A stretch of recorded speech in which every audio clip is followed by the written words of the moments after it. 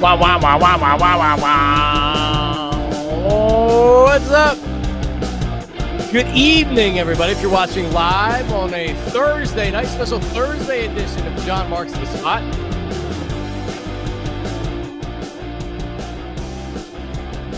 Softball, an away softball game got me last night.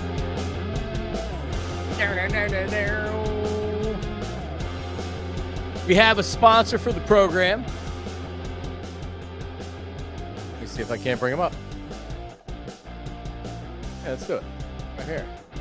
AMT Construction, Inc. How about that?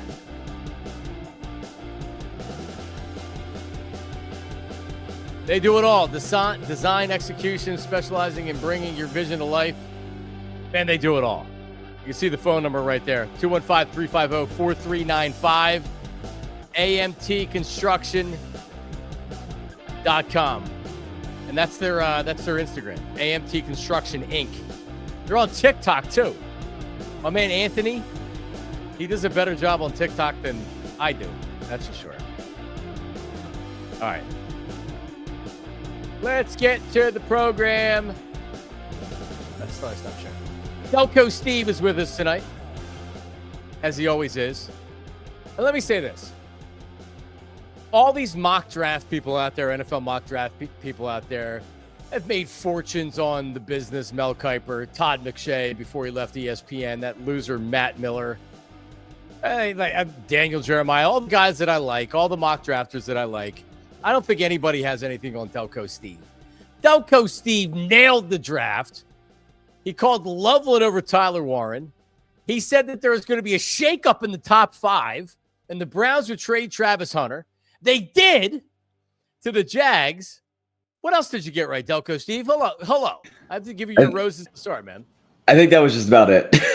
Yeah, well, it started off good, and then it went downhill after that. Well, I was like, I didn't even necessarily. I mean, I had said like it'd be stupid for Cleveland to trade him. But they got a haul. You know what though? They did.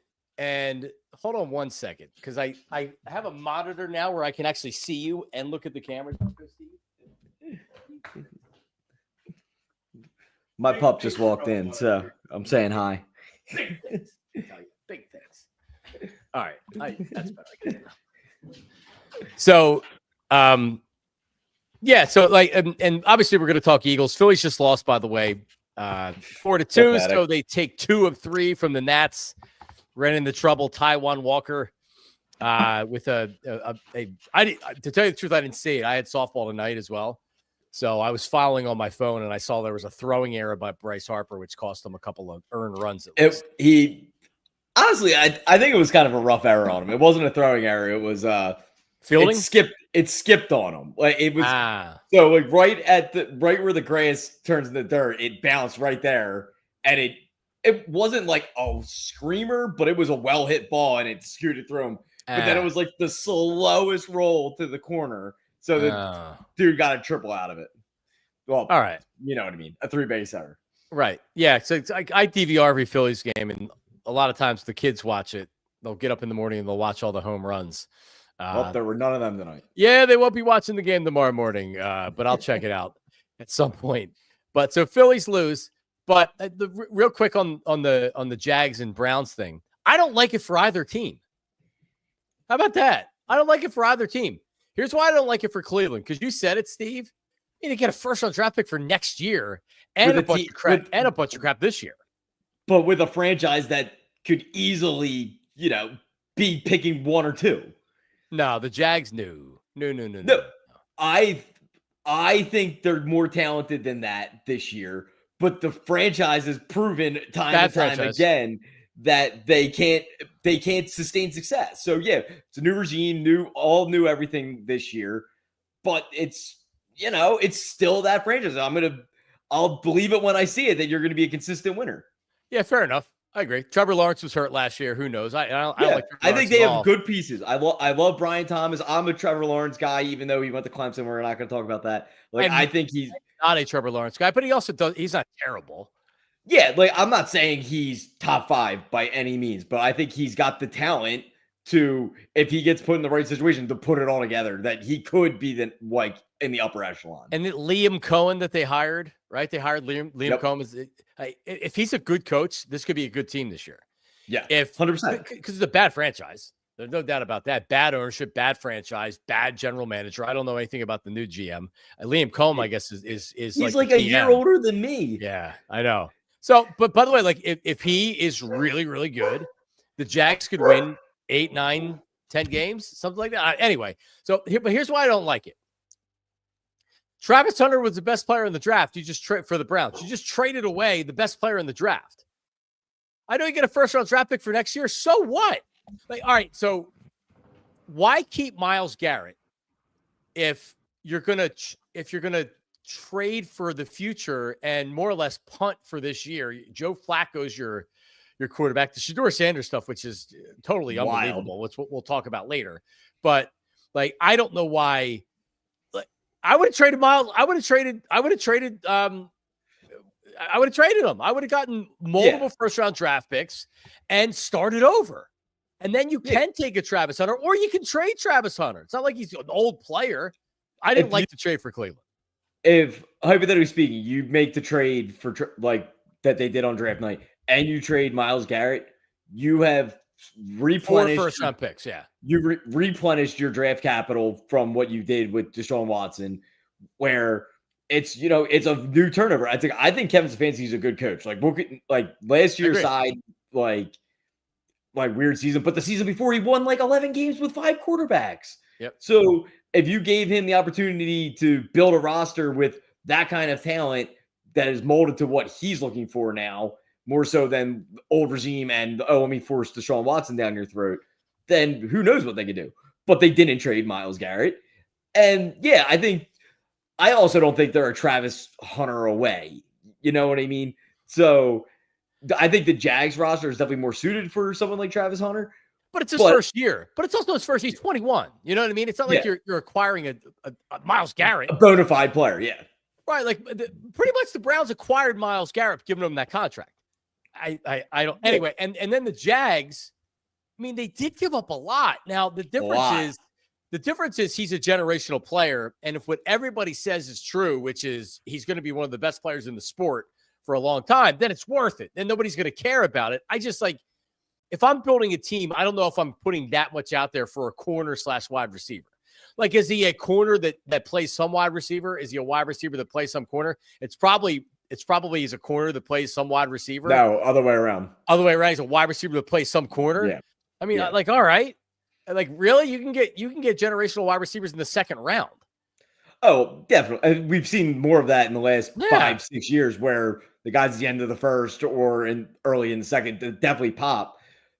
But there's comps if you whatever podcast you listen to, there's comps that he's Justin Jefferson. And it's I don't know if he's that, but if he is and he can play corner, that's a pretty scary combination. All right. Well, and hypothetically speaking, let's say he scores 6 touchdowns on offense this year and scores 2 on defense. Well, I mean, let's just say that he's an above average corner in his rookie year, and he has 1,000 yards receiving and 6 touchdowns. He's worth it. But bottom line, dude, if he's as good as everybody says he is, no one's going to worry about that draft pick. So at least they got the player. Right. I just don't understand, if you're the Browns, how you don't want the best player. Right? If you have him and you suck this year, and they're going to have, I don't know what quarterback. Maybe they're worried that they don't have a quarterback for him at this point in time. So it's you're taking him at 2 and wasting him. Yeah, but then you have a quarterback that you have an experienced receiver. You have a young stud receiver. Wouldn't you rather have that? I don't know. I didn't like it for the Browns. I feel like it's always weird in situations like that. Like the Steelers are always building up. Like, they have this awesome roster, but never have a quarterback. Never have a quarterback. It's like the chicken and the egg. Like, where do you I don't know. I feel like some organizations do it better than others, but the Browns got a whole lot of nothing on offense, and maybe they just thought Travis Hunter would be not redundant, but a waste of space. The Jags have good skill guys. They do. Brian Thomas is legit, man. He legit. Think about the wide receivers in last year's draft with Odunze and oh my God, Harrison and he's better than all neighbors. Maybe not Neighbors, but he's better than the others. Rookie season, I would say Brian Thomas was better than Neighbors. Like on rookie season. He also had a better quarterback, but I also think he played really well when Lawrence went out. Yeah, like projecting. I'm not going to tell you Marvin Harrison's not going to be good. He didn't look great last year. Neighbors, he looked like a stud. Yes, like on a bad team. Him and Brian Thomas quarterbacks, right? Looked on another level. Studs. Yeah, and it didn't get shut down. Neighbors lost a lot when Tommy Cutlets is throwing the ball. Neighbors is like, "Are you kidding me?" He wasn't much better in Jacksonville. Yeah, Mac Jones sucks. Mac Jones. I was like, who was even the backup at the end of the year? It was Mac Jones. He's brutal. He blows. Brutal. Yep. But dude, like that offense now, Brian Thomas Jr. and Lawrence and Etienne, and they got some guys. They do. If they can get a coach that knows what they're doing and a GM that knows how to build a team, they got a shot. So I like it for the Jags much more than I like it for the Browns. I mean, you look at what Liam Cohen did last year with the Bucs offense. Since the Bucs got Baker, their passing offense has always been unbelievable. Yep. Like whoever the offensive coordinator was, but they never could get a running game. Now Liam Cohen last year got White and Bucky Irving going in the running game. Bucky Irving's a 4th round pick. Etienne came out of the draft hurt, missed the whole first year, like all that. But he's still a 1st round grade player. Like he's got a ton of talent. Yep. And if Cohen can bring that back out of him, like he did with Bucky Irving and White, whew. Gotta stay healthy. All right, so let's get into the Eagles. AJ, if you want to sponsor, just DM me at John JON Marks MARKS Media. Slide in my DMs. There it is, right there. Follow me at John Marks Media. Subscribe on YouTube, like, comment, all that jazz right there. Vince would agree. Delco Steve, a draft legend. Listen, I got more right than Mel Kiper did on night 1. And were you yelling about Shedeur Sanders for the entire weekend? I was just laughing at it. I was like, it just got to the point where it was ridiculous. It's just like, how long are they going to talk about this guy? Let's do Eagles, and then we'll talk about Shedeur, because that was, it made the whole draft. It was awesome. Oh yeah. Not a fresh cut. I shaved my beard, so I actually probably need a fresh cut coming up in about a week. But I shaved the beard, which takes years off of my life because you can't see the mostly white beard now. So there you go. What else do we have here in the chat before we get into it? Anything? Let me see. How about that? Did you see this? I did. A Delco chick road rage decided to shit on somebody's car. I respect the hell out. It's a power move in my opinion. Yeah. I'm like nothing more attractive than a Delco girl shitting on somebody's car. Not surprising, by the way. My sister-in-law's bachelorette party, she has a friend that is my wife's from Delco. She has a friend, they taught at the same school in Delaware County. She's Delco. And there was like some words that were going on at one point, and she yelled, she's like, "I'm gonna fucking come over and take a shit on you. You don't watch it." And it's like, my wife told me this. So I'm like, who says that? Hashtag Delco.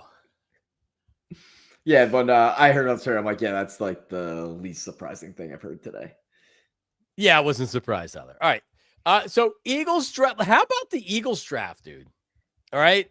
It wasn't that long ago, Mr. Draft Aficionado, Delco Steve Kiper, refusing to support Howie Roseman and to say, you know what? Nope, I trust Howie. He's the man. They win a Super Bowl. It's easy to say that now. But the progress they've made in the draft over the last couple of years has been amazing. It really has. I don't know if it's Howie relying more on his staff, Howie simplifying things and not like keep it simple, stupid. Hey, I'm going to take players from major universities that are really, really good players. But I love what they did, Steve. I don't know what you thought, but I love what they did. The value that they got of Jahad Campbell at the end of the first round. And then right afterwards at the press conference, they're pretty much said he's an edge rusher. And they'll use him as a linebacker and maybe this year. But like they talked about Micah Parsons. They talked about Abdul Carter. They talked about how he was recruited to Alabama from IMG as an edge rusher. And because of injury at Alabama, he became more of an off-the-ball linebacker. But everything they said after they drafted him was edge rusher. And I mean, I'm not going to tell you I was very familiar with him. I knew he was a local kid, and I knew he was a first-round draft pick. But going back and doing the extensive research on YouTube that I did the entire 7 minutes, man, he is good. He is fast. He is strong. He has burst off the ball. He has a relentless motor. Man, a double thumbs up. I love the pick. I love the pick if he becomes the edge rusher they want him to be. If he ends up being another off-ball linebacker, it just seems kind of like overcorrection, I guess, for Howie, where he never valued the linebacker position, and now you went from paying Bond in the same year that you drafted one in the first round. But if he turns into the guy that they think he can be, hell, it's a home run at 31. Yep. Well, you know what? Like, so how long is Zach Bond here for? It was a 4-year deal. Well, so I mean, so 3. Realistically, 2 or 3, right? Yeah. Probably 3, maybe 2. It all depends. If he continues to play well, he'll be here longer. Yeah.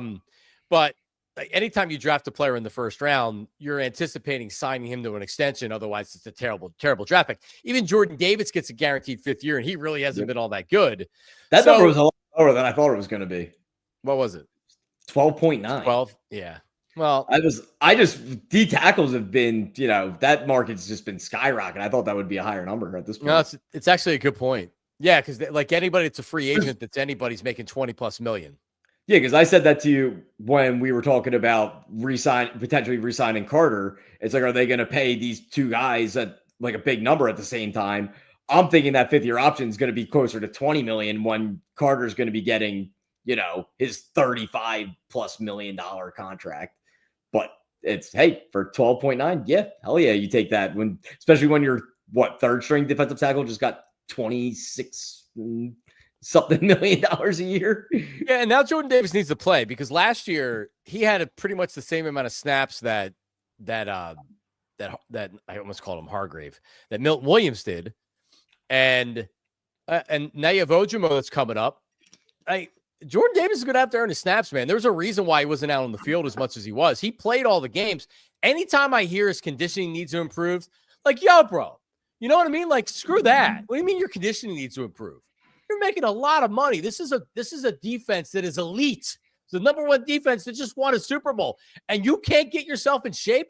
Like, come on, man. So the Eagles obviously know that, and they're hoping that because there's talent there, and they're hoping that he figures it out up here. And I mean, I don't have a lot of confidence that all of a sudden he's going to be this guy that's wait, where's Jordan Davis? Oh, he's on that stepper again, man. You can't get him off of there. He's burning calories. I don't believe that, but damn it, he has a chance to be a really special player. He's just not putting it together right now. Especially when you're playing next to a guy like Carter. Dude, exactly. Exactly. He's getting double teamed, and you're that big, getting one-on-ones on the inside. Like, yeah. So Jahad Campbell, round 1, everybody seemed to love that.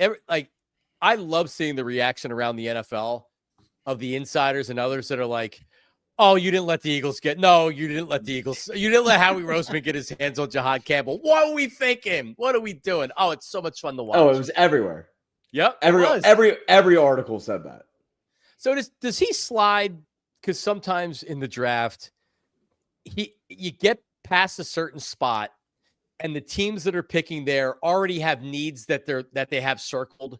So they're not interested in a guy that probably should have went a little bit earlier. And then some teams you view him as an off-the-ball linebacker, so they don't have the same value as if they're like, yeah, he's going to be a defensive end. This draft has Vic Fangio written all over it. It has his fingerprints all over it. Just like with Bond, and that was Fangio, he looks at Jahad Campbell and says, I know how to use that guy. And you know what Howie does that I really like? Hey, Vic, you tell me what you need, brother. And you lean on the guys that know what the hell they're doing. So what a great pick. I love it. The other reason he probably falls, both shoulder issues. Labrum. And a knee. So if he doesn't have those things, someone probably does take him in the top 15. And you 16. Wonder if he's playing defensive end, if there's less wear and tear on his body, as opposed to running out there, playing off the ball linebacker, covering. I mean, he really is explosive. Always in the mix. Always like in the backfield all the time, tackles for losses. So let's think about it. Jalen Carter I'm going to say Ojimo because, like Jordan Davis is nice, but he had 1 sack last year. Jordan He got Davis. one in the Super Bowl too. Okay, like what I'm saying is that if he's almost an afterthought, like a very expensive afterthought, or like a good rotational guy, that's a pretty good defensive line, right? So you have Nolan Smith. Nolan Smith emerged last year in a major way. You have Campbell on the other side. You have Ojimo. You have Jalen Carter. Who am I missing in the rotation? I don't even know. Jalix Hunt, who looks like he's a stud after his rookie year. And then Bond, and then the defensive backfield. All right, so that's round 1. Andrew Makuba in round 2, pick 64. Eagles were thinking about trading out of this pick. Ultimately decided not to. If they probably were not probably, they were worried about not getting Makuba, and they thought that they could move back in the 3rd round to get him. But the best trade package was probably a little bit too far into the 3rd round, and they were risking losing the player that they wanted. So I'm glad they just stayed at 64. They took a player that, while he's undersized, dude, 5'11", 186. I mean, for being a guy that size, man, does he throw his body around nailing people. He's a thumper. I think this is the perfect. I actually like this pick, and I'm gonna say it like it sounds like I don't like it. This is like a prototypical Howie pick. Like, oh, I'm drafting somebody to replace somebody. This is the CJ. It is. This is a CJ hit you in the mouth replacement. Like, it is. He's that guy that brings that like swagger to your defense, the moxie to your defense. Oh yes, and they missed Gardner Johnson the year that he wasn't here. Right, the defense was very good, wasn't as good as last year, but they got to the quarterback. He was an impact player. He leaves, the defense sucks. He comes back last year. He's an impact player, but Makuba, and this is what is written about him. Primarily a safety, doubles as a slot corner in a similar mold as CJ Gardner Johnson. Smart, tough, instinctive, a ball hawk. Had 5 interceptions last year, a forced fumble, also a hitter. And I did watch his highlight reel.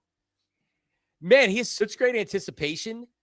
And and obviously it's different in college because of speed and quarterbacks and things like that.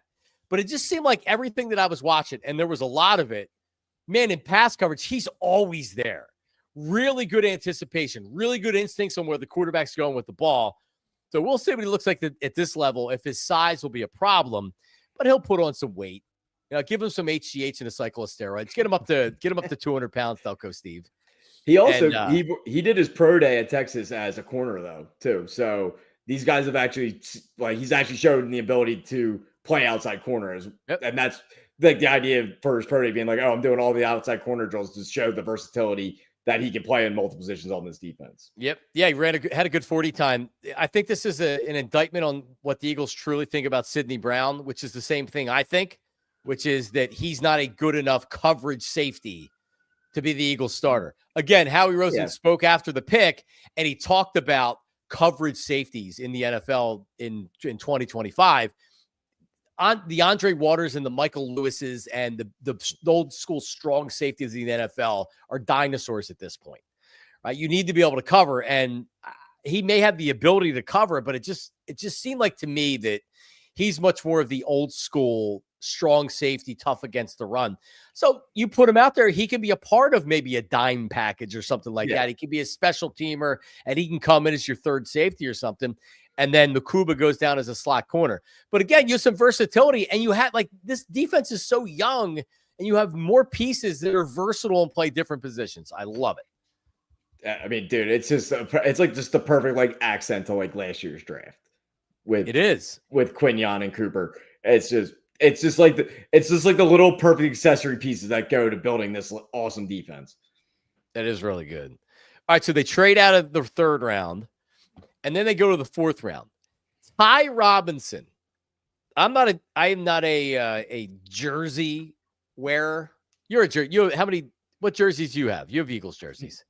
I gave up on buying Eagles jerseys after I pulled the trigger on Michael Kendricks, and so you haven't had a jersey since Michael Kendricks. Nope. I get them. I always get them wrong. So I was just like, nope. I'm done. That's smart. And I can't bring myself to go. I can't bring myself to go vintage, if I nailed a guy like ahead of time, like if I bought a Kelsey jersey before Kelsey became awesome, then yeah, I would rock that forever. But you'd be a loser. You'd be a loser if you bought a center's jersey before he was good. That's a loser move. No? Did I freeze Delco Steve? Oh no. He's frozen. But you know what I mean? You need to be a big fat guy to have an offensive line jersey. No, Delco Steve, you're frozen, brother. Is it Delco Steve that's frozen or me? Hopefully it's Delco Steve and not me. I'm going to have to exit. I'm going to have to remove him. Yeah, if you have a John Runyon jersey, you better be a big fat guy. The women aren't wearing John Runyon jerseys. They're wearing Donovan jerseys, Jalen Hurts jerseys, David Akers jerseys, etc. All right, let's see if he's. No, he's. Yeah, I got it. I didn't buy it. I have an AJ Brown jersey. When they went Kelly Green, they sent a bunch of jerseys to all the hosts, and Ike got first pick, and he took Devontae, and I very happily took AJ Brown. Very happy for AJ Brown. So that was cool. Yeah, so it is but Ty Robinson. And again, I can't pull this off because I'm not a big enough dude. But Ty Robinson from Nebraska, again, extensive YouTube research I had on Ty Robinson. For a 4th round draft pick, this dude just looks like a monster. Is he a star? I mean, like, a lot of people thought Milton Williams was going to get a $25 million a year contract when he hit free agency. Ty Robinson, 6'5", close to 300 pounds, a sackmeister, bats him down at the line of scrimmage, 10 batted passes over the last 2 seasons, 7 sacks in 2024. Matt Rule raving about him, saying he's unbelievable. And he's just he is an aggressive monster, high motor. Again, like the type of player. Here's Delco Steve, hopefully. The type of player. Sorry, I called you a loser for wanting a Kelsey jersey and it zapped you. I didn't want a Kelsey jersey. I was using it as an example. Bad example. You're not a big fat guy. You can't get an offensive line jersey. All right. I'll think of a better one. Keep going. Deshaun. Yeah, but he was supposed again, if you had a Deshaun jersey from the get-go, I would have go buy a Deshaun jersey now and wear it. Right. If I've had it since back then, it's fair game. Jalix Hunt. Yeah. If you bought that before the last season. All right. Yeah. Nolan Smith, a 1st round draft pick, but still, I thought Nolan Smith sucked at the beginning of 2024. I was like, this guy's a bust, and he's a friggin' stud. I love Nolan Smith. All right, so we moved on to Ty Robinson. Delco Steve, 6'5", 288. So they have this. What's it called? There's this athletic test that the Eagles use, RSL or RLS or something, and I don't know. They don't do it across the board. I'll try to find it real fast. They don't do it with everybody because they bucked the trend on a couple picks this year with it. But if you look at their draft history, they're using this test that it's an analytic test based on it's not about the production. I think they use it with their production, but it's their athletic traits. And it's paid off for them a lot. Ty Robinson, they are targeting high motor, violent, aggressive, strong players. And all right, maybe all NFL teams are looking for those kind of guys, but it just seems like that they have a type. Vic Fangio's looking for a type of player. That in Miami, all those defensive players were bitching about Vic Fangio on the way out the door. They hated him. Yeah, Vic Fangio, F him. Yeah, what bunch of losers those guys are, man. And they did say them with Flores too, but that's a whole different story. Right. Yeah, the relative athletic score. Thank you, Adam. Yeah. So Howie, they've embraced analytics for a long time now.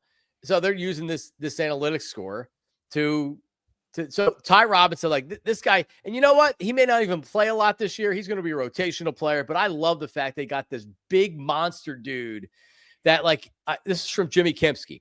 He says, and he attached the video of his 7 sacks, and the dude just explodes off the line of scrimmage. So he says, these aren't freebies. He's smoking guys at the line of scrimmage with his power, hand fighting, and most of all, his quickness. So again, next to Jalen Carter, you have a 6'5", 288-pound defensive lineman that looks like Latimer from the program. Looks like a total freaking maniac that's going to kill people. I love it. Unbelievable. I think what you're talking about with like the analytics, the thing that's really cool about like this organization when you have guys like Stoutland and now Fangio, it's like you could take the guys with these crazy athletic abilities and be like, train them, teach them how to play like your way of football. And it's proven that it works time and time and time again, especially with Stoutland.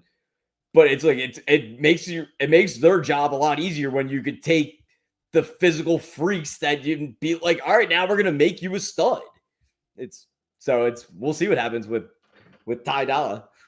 Ty Robinson, is graded highly on this RAS, a 9.89 out of 10. I'm assuming like arm length, hand size is a 10. Is that like the circle chart, like with the arrows all going all over the place? So height, weight. So they do composite size grade. Here, let me pull this tweet up and I'll share it. Oh yeah, man. I love this kind of stuff. Meanwhile, the Bengals probably never even heard of this freaking thing. Those losers. All right, so here it is. So they give a grade for composite size grade, which is good. Speed rate, elite. 40-yard dash. I think it was the fastest 40-yard dash at the combine. 20-yard split, 10-yard split. Then they go to the I'm pretty sure it was the highest. Fastest. Composite ability grade, great. Composite explosion grade, elite.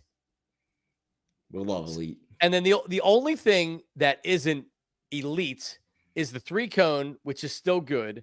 The weight, because he's 288, which isn't good, but who cares about that? And he's going to be he's going to probably play at 300 pounds. Right. Or if he doesn't. And there's Aaron Donald was what, 280?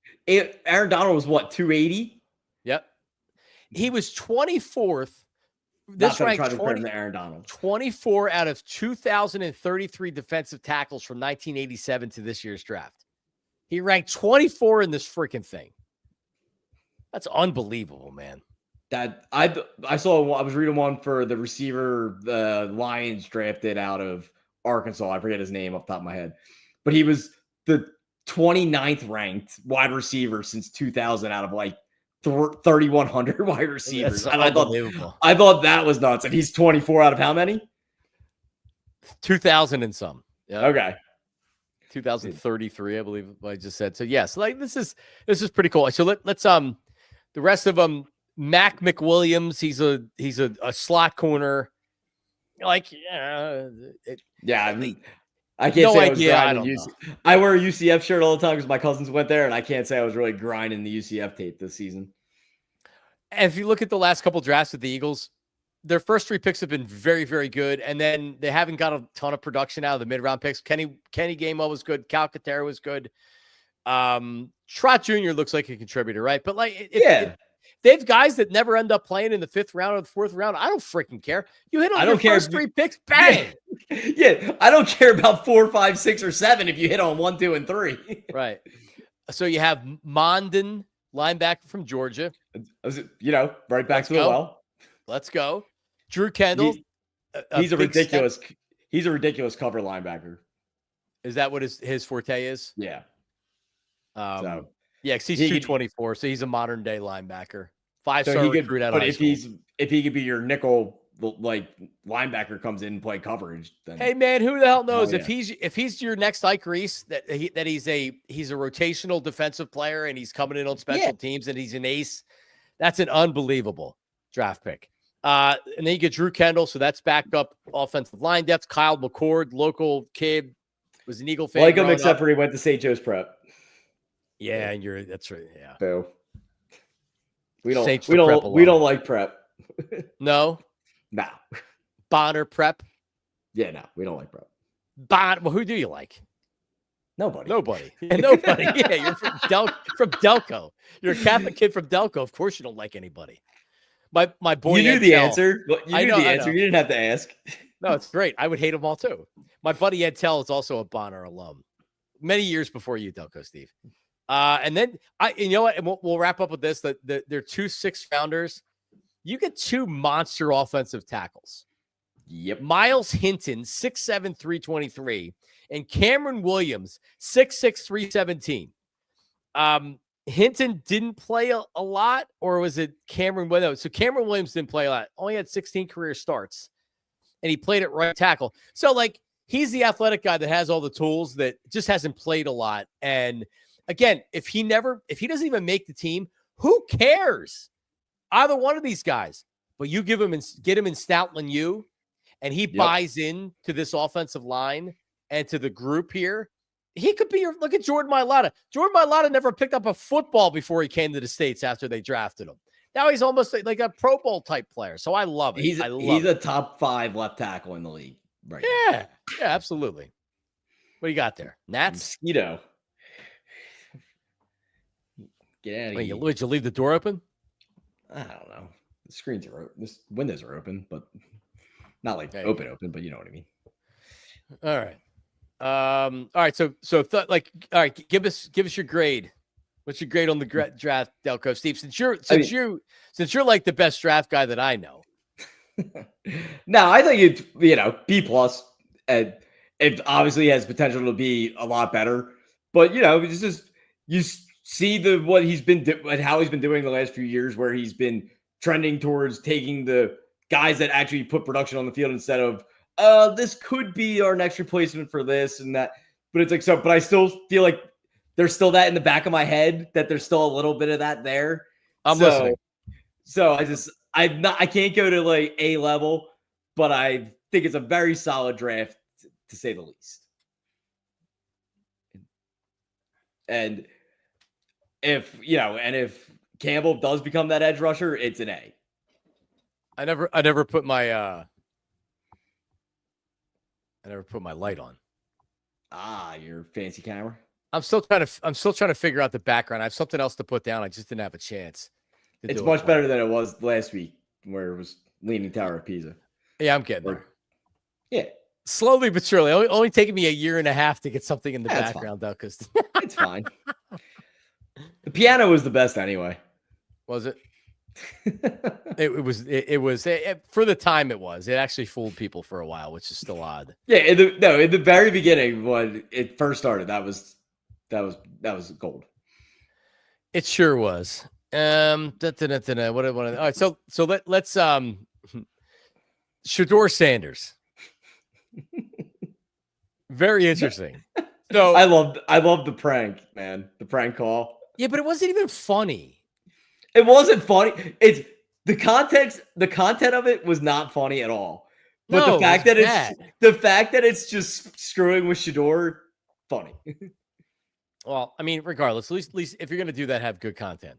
But it became the biggest story. And honestly, I forget what we were saying last week about it. I was surprised he slid all the way to the 5th round. Yeah, we did. We said we weren't taking him early. His other son already fired him as an agent. So as good as Deion's been in going to Colorado and turning that program around, sucks. Right? I know. He's lucky he has an agent, even if it is his dad. Right. If his last name's Johnson, I don't know if he's getting. He's not going to make the team. He's not going to make. The team. He would never be playing football in D1 if his name was anything other than Sanders. Well, so like Shedeur, and you look at everything right now. I heard Ross Tucker on the on Dan Patrick yesterday, I think. And he had talked about he was doing a Thursday night NFL game on radio, and then he was doing Colorado and Colorado State. And he went because he wanted to sit down and talk to Shedeur Sanders. And he could have done the game on Thursday night and then went in on Friday, but he was told that he could talk to Shedeur Sanders on Wednesday. So he goes a day early, and then he's got to fly to go do the NFL game. So he goes in and they tell him he's not available, or he was hurt, like whatever the excuse was. He's like, he can't talk today. He's got you on Friday. So Ross is like, all right. So he leaves, does the NFL game, comes back on Friday, and he gets the same runaround, like he's not available. So Ross, I'd be pissed. is kind of like, all right, whatever. And he leaves and he sees Shedeur Sanders in like a SUV. Probably, I don't know what kind of, like a big SUV, just like chilling in the SUV after he was supposed to interview him. And Ross is kind of like, I wish I would have went up to him and said, like, just like introduce myself and be like, hey, I was supposed to talk to you today. How you doing? I'm Ross Tucker. And like, if that's a kid in college that's blowing off media, like that's things you have to do when you're a quarterback and you have media availability, and when you're being asked to sit down with the broadcasters and things like that. That's something that you do, especially if you agree to do it. And he blew him off 2 times. And Ross had said when he told that story to a couple people in the NFL, they all shook their head and said, that's the same thing that we experienced with him. And we've heard the stories, and there was a lot of talk there. It's like, oh, it's a smear campaign. They're trying to smear him. No, in hindsight, you look at what happened. He came in very arrogant. He felt like he was interviewing the teams, not the other way around. And guess what? It doesn't work like that in the NFL.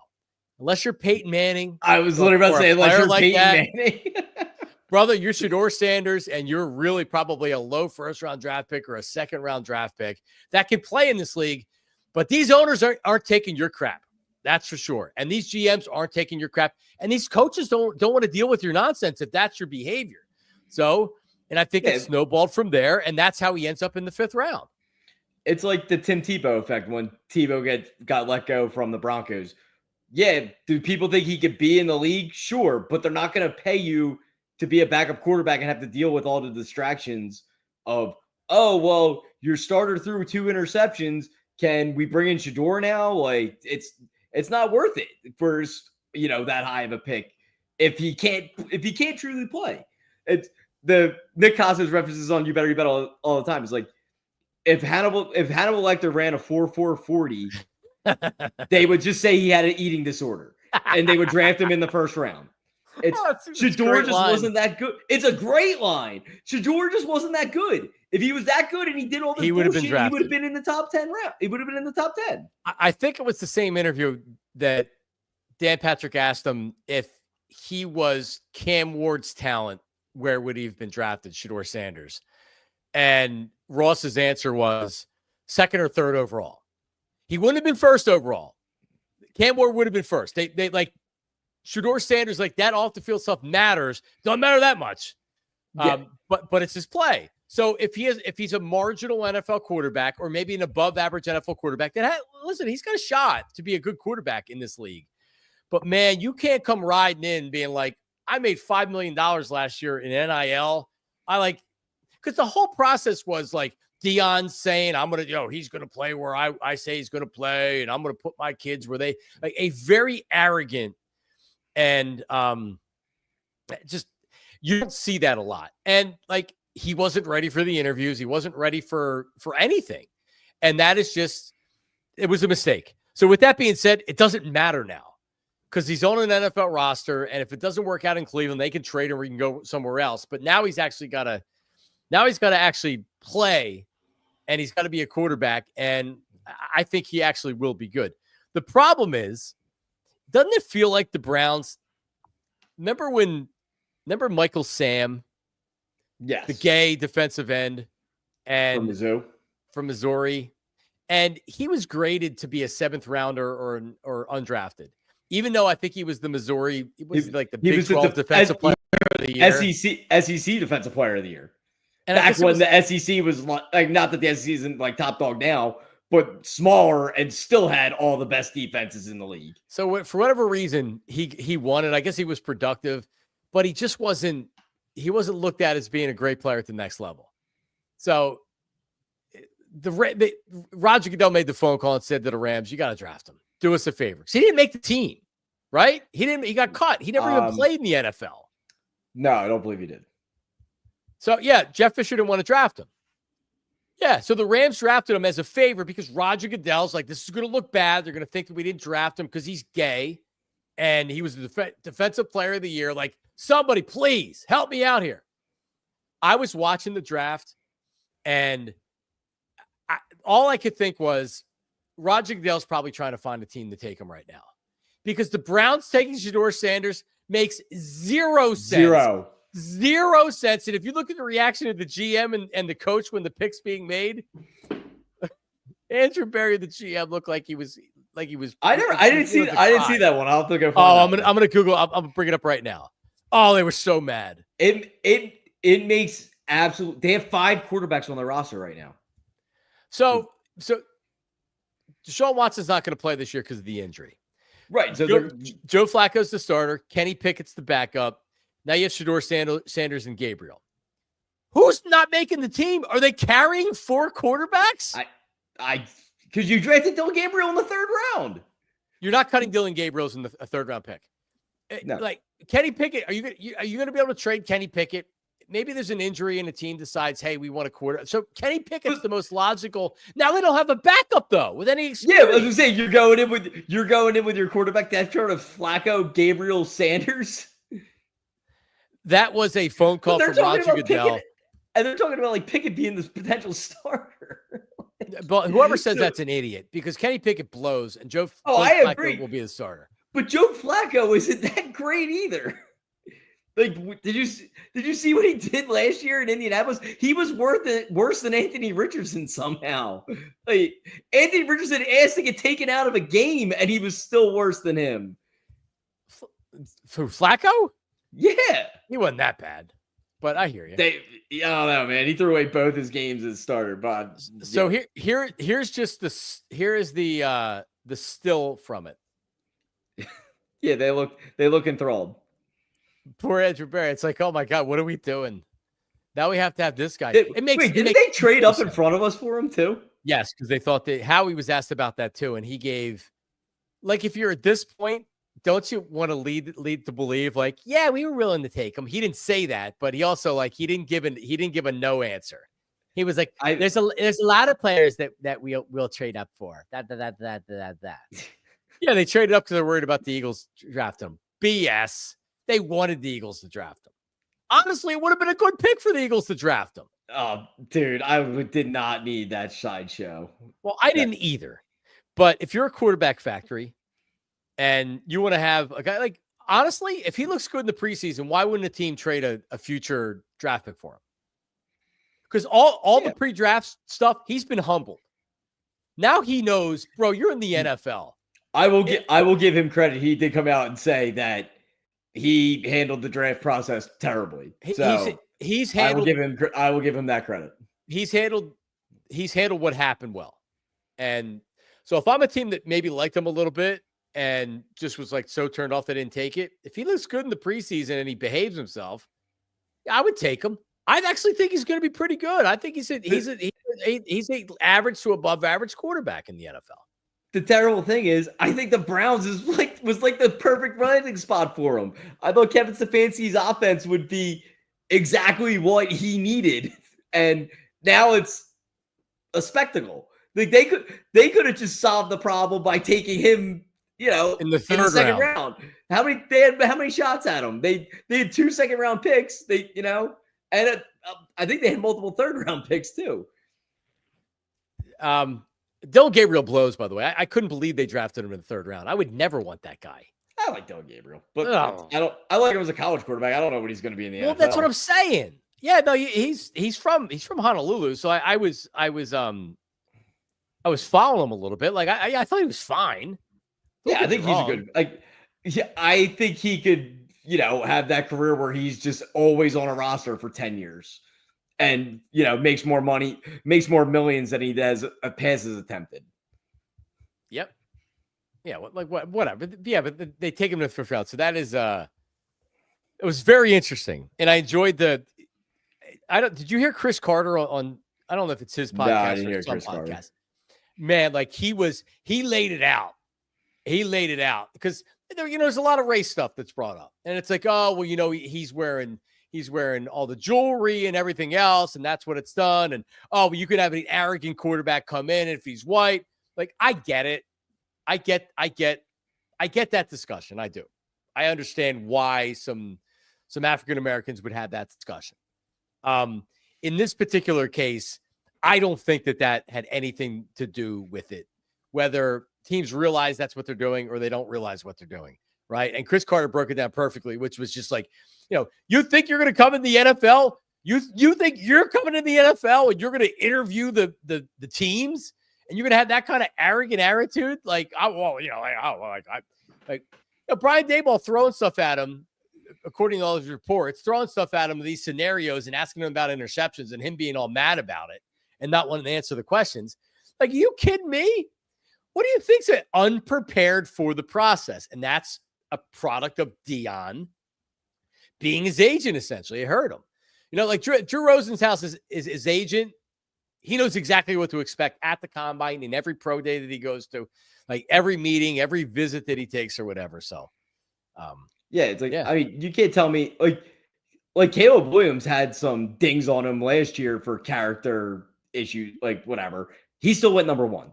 It's it's a matter of where do teams draw the line? And Shador crossed that line for a lot of teams. I don't think it matters anything to do with anything besides that. It doesn't matter who he was, whatever. It's like he could have been Peyton Manning's son, and if he did the same shit, it would have went the same way. Yeah. Like if Arch comes out next year and goes, I know he's not Peyton Manning's son. I'm just saying if it's Arch, but he comes out next year and he's like, oh, and I'm only going to here. It's like, and he's not what we all think he is this like coming up this season. He's going to get the same type of treatment. Well, but if he is the player, then he can come out and say that. Correct. And they will probably come out. See, everything that now I'm hearing with Arch Manning, because if you look at the 2 early mock drafts, I saw one of them that had him number 1 overall. People that are in the know don't think he comes out after next year because his family, I don't see why he would. I don't see why does he have to? Here's my answer. If he plays well and the team that's picking first overall is a good organization that just had a bad year for whatever reason. If the Jets are picking first overall, I wouldn't come out. You want to be a quarterback of the Jets? I don't know, but what okay, I'll give you one. Steelers end up with first overall pick. Hypothetically speaking, they totally bottom end up with number 1 overall pick. Yes, I come out. Yeah, probably. Stable organization. Yeah. But there's not many of them that could potentially Saints. We're going to say they're stable. But his grandfather was a big deal. That's true. With the Saints. That's true. Good ownership, bad GM. They're always in cap hell. All the boys, I think all of them were born in New Orleans. Oh yeah, for sure. So, but I would imagine that he goes back, and then you have Drew Aller, that's being talked about as being a top pick from Penn State. We'll see. He's got the tools. I love this name, Lenoris Sellers for South Carolina. Apparently, going to be like the 2-way freak. There's always guys that emerge, that aren't necessarily looked at as being Joe Burrow. No one even talked about Joe Burrow. Joe Burrow transferred from Ohio State as an outcast, and look at him. Had a really good year with LSU, and then had a really good year with LSU, and now best offenses ever in college. Yeah. You look at who was on. Look at who was on that team. Jesus Christ, man! It's great. It really is. It's not fair. It's not fair. All right, what's some other stuff here before we get out of here? Oh, so 97.5 The Fanatic. I know people in our chat, Delco Steve, we're discussing this earlier. 97.5 The Fanatic. Tyrone Johnson gets let go from the afternoon show. This was I would say well known. Tyrone knew it was coming, and I haven't talked to Tyrone about it. I don't talk to Tyrone. But like everything that I had heard was that his contract was expiring coming up. I don't know when. And he more or less knew because they weren't talking to him or like whatever it was. So he got let go. I thought he handled it very well. He went on YouTube and he kind of, he took the high road, which is all you can do, man. He took the high road. He had 3 years after replacing Mike, and he gave it his best shot going up against a monster over at WIP. The host before Spike in particular was like one of the best sports radio hosts ever. And Spike's okay now, but I don't know what happened to that guy that used to work afternoons. WIP. No clue. He just kind of disappeared. But WIP has been, like they were rolling. I saw the ratings. Crossing Broad put the ratings out today for WIP against the Fanatic, and WIP is rolling. And guess what? The Eagles won the Super Bowl, and that's what was included in this winter book. Was Eagles played in the February, and then you had the parade and everything else. So I'm not surprised that they had an amazing book. The Fanatics still trying to struggle a little bit to try to find their way. For the most part, but still putting up pretty big numbers, still putting up good numbers. Mike Miss went up a little bit, so Mike and Bill went up. So, I guess you never like to see anybody lose their job really in any line of work. I wasn't particularly a fan of Tyrone, but dude worked hard and he gave it his best 3 years, man, handled himself well on the way out. And, I tip my cap to him and wish him well. Hopefully he gets something soon. Yep. We'll see. I can't really say anything about it. I can't say I listened to much of the afternoon show after the leaving the Fanatic way back when, and I never met him back then. So that's it. That's all I got. That's all you got.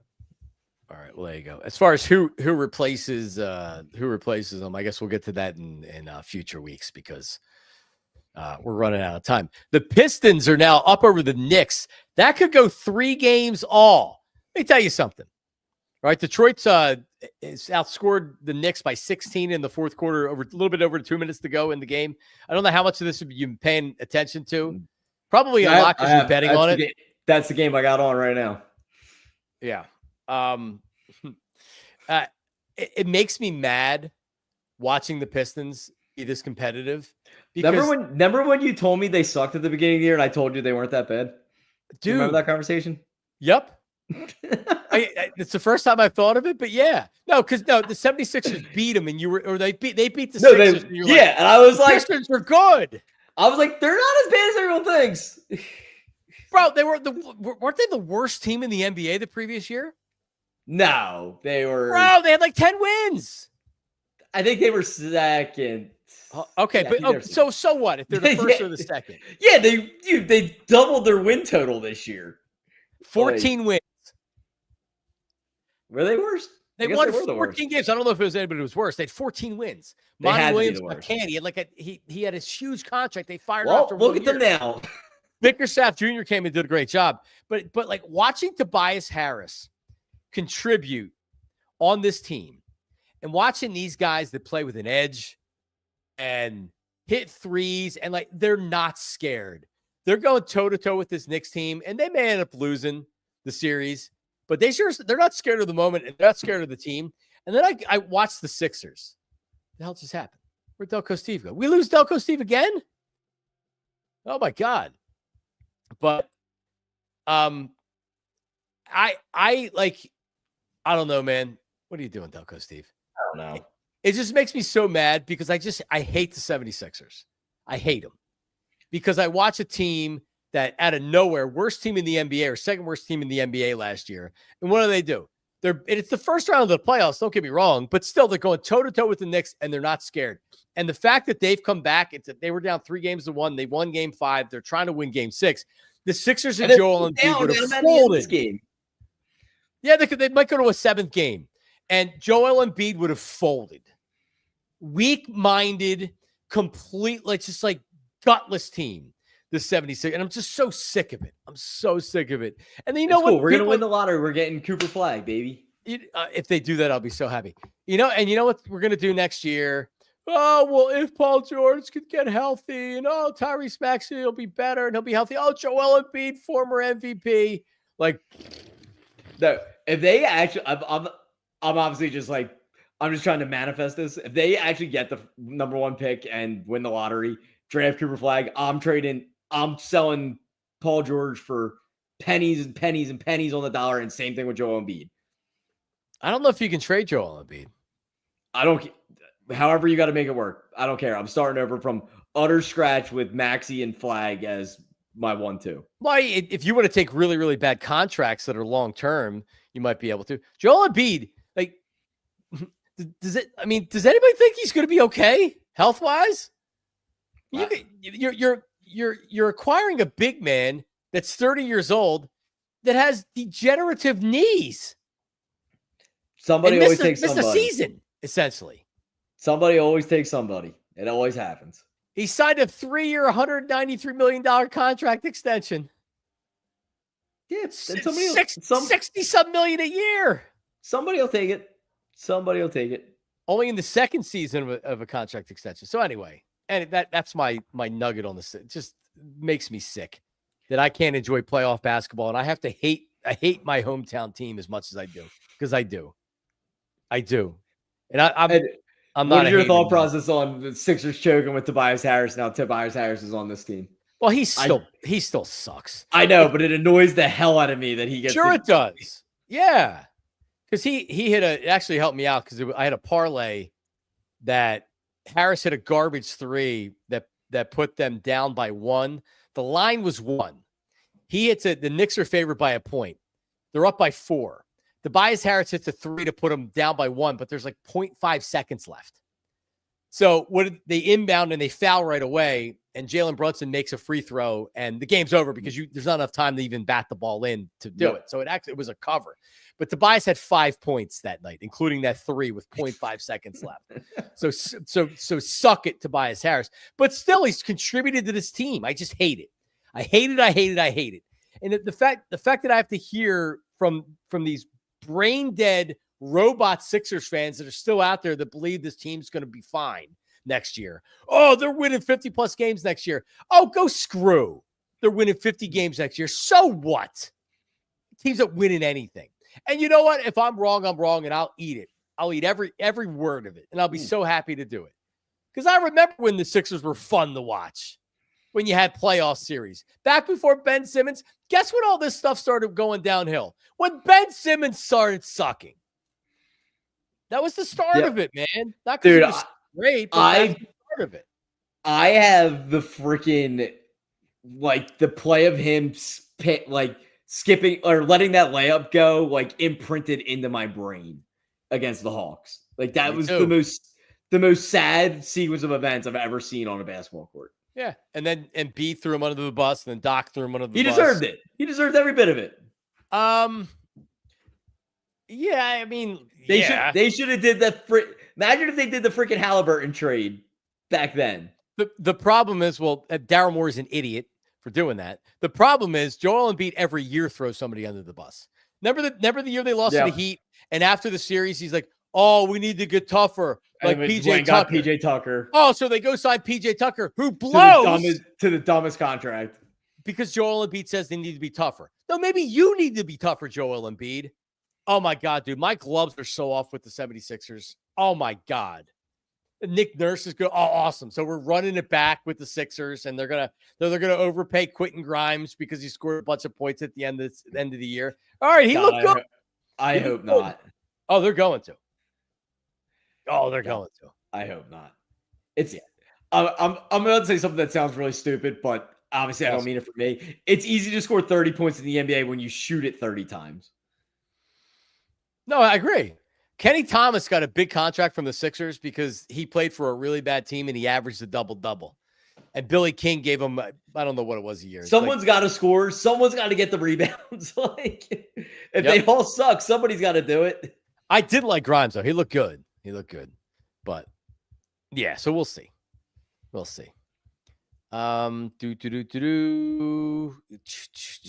else do we have here? Anything else that you had, Delco, Steve, before we get out of here? Wow. What's going on? I know the game's close here at the end. Knicks are down 1, and great defensive play by Oscar Thompson on Brunson with the shot clock going down. But they got it out of bounds. They knocked it out of his hand to go out of bounds and a turnover. 1 minute left. Less than a minute to go in the game. See, everybody's going to switch off of the show, Delco Steve.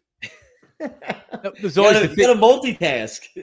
It was a 7-year contract for Kenny Thomas. It was something like that, right? Was it $8 million a year or $12 million a year or something? Yeah, Kenny Thomas. It's unbelievable. But like a big time no on the radio, and especially if you're doing a spot or a slot that a game's going on. Back when I worked with Mike Miss, and there was a day Phillies game going on, the last thing you would want to say would be like, "Oh my God, what a great ball. Man, he crushed that ball." Giving updates during the game. Yeah. You might as well just remind people the Phillies are playing, because a lot of people don't even realize during it that they're playing if it's a day game. Yeah, you can't even talk about the Phillies at that point. No, he's just act like they're not even playing. I wouldn't even mention it until it was a final. Brian Skinner, what a pull, Vince. What a pull. They did give Brian Skinner big money. He was terrible. All right, well there you go. Who are they? Rick Tocchet, the next coach of your Philadelphia Flyers. I like Talk, but I hope not. I want a new coach. I want somebody who's never been a coach at this point. Like, so I'm hearing no NHL experience. My guy Bill Matz was more or less saying the same thing, and I don't know if he's changed his tune, but he was saying like not that they don't like Tocchet, but it's kind of like I would rather he wants a college coach. One of the final four, they call it the Frozen Four. Carl from Denver is the big name. Yes. He's actually Matt Carl, who used to play for the Flyers. Yeah. Brother. Right. So he's been, been to two national champions, won with Denver in the last 4 years. Yeah. But no, not like Hackstall. Hackstall was, he had a program that he ran forever. He was old school. We're looking for young, upcoming, new idea, that kind of first new energy, not a recycled head coach like Laviolette or Tortorella or whatever. Yeah, for sure. No. I have friends that would love Lavi back, and if you're going to give me a retread, I guess he would be my number one option. But it's like, how many times do coaches go back to where they've already been fired once? All right. Well, we'll see. What are they going to? I mean, what are they waiting for to hire a coach? Should happen soon, right? Like Tocchet. Do they want to wait till the end of the playoffs? Is that something the NHL typically does? Or no? I mean, there's probably none of these coaches that are really left that are probably in danger of losing their job if they don't advance into the next round. So it's usually like these guys go quick. Like the Penguins fired Mike Sullivan the other day. He's already signing with the Rangers today. The Rangers, right? So it goes quick in the NHL. The St. Louis did it mid-season. They fired their coach that they just gave a contract to because the Bruins fired their head coach and they wanted him. And they're like, the dude literally got fired in the morning. He was hired by St. Louis that night. Yep. So NHL moves quick when they want guys. They sure do. Lavi, I love Peter Laviolette. I like him personally. He's got a great personality. Love He's him. got that jam, bro. Let's play with some jam in here. Let's go. Yep. What's the problem now? And then he came out his last year before they fired him, and the team looked like total shit. So I don't know. Dude, they sandbagged the shit out of him. I know they did. That was so bad GMing that offseason. It's not even funny. But dude, his legendary timeouts, and then all of a sudden the team would turn around. Dude, the Bruins years were fun. Yeah, those years were fun. They were fun. They were. Yeah. Not the most talented team in the world, but they played with some jam. Let's go. But that was the last time I had fun as a Flyers fan. In all actuality, 2020 was a little tease, but that was probably the end of it. Lavi used to call in to Mike Missinelli's show when I was the producer because they both were West German BMW clients. So normally when you have a head coach, he's getting paid or it's something through the team, and it was just that he was a WG customer, and he listened to Mike when he would drive in. He liked Mike. So, because he listened to the show, so he's like, he said to West German, he's like, I would love to do a weekly thing with Mike. And with hockey guests, if you can't get too in the weeds, because you're going to tune out too much of the regular audience, right? He was very interesting and he was a good talker. Bill Clement's the same way. Bill Clement is able to talk hockey, and I love when he talks hockey because he explains it so well. He doesn't talk over my head as a Sam Boner. So I love Laviolette was awesome. I was always a big fan of him. That was great. So there you go. Yeah, I'll be interested to see where the Danny Briere and Keith Jones kind of go with it after seeing how it didn't work with the old school grind your nose into the pavestone kind of head coach. Dave Hackdaller never smiled in his Tortorella, dude was such a jerk off. Yep. Yeah, well, he was the same thing. He was benching young guys because they made a mistake and they wouldn't play for 10 games. he did the same type of shit. They're hardos. They're hardos. Is Scotty Bowman still alive? He's 91. Can we bring Scotty Bowman out of retirement? Put him on the bench? Yeah. That'd be awesome. Put a 90-year-old. I mean, Jesus Christ, Jack McKeon was in his 80s when he came in for the Marlins. Holy shit, really? Yeah, he took over the 2003 team. He's 94 years old, still alive. Trader Jack.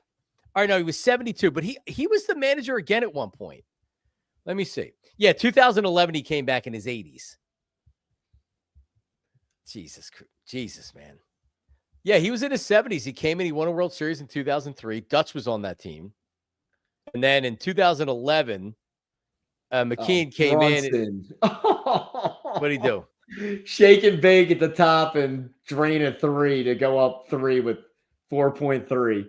Oh, so they're winning. Oh, wow. Yep. Brunson has 40, taking 33 shots.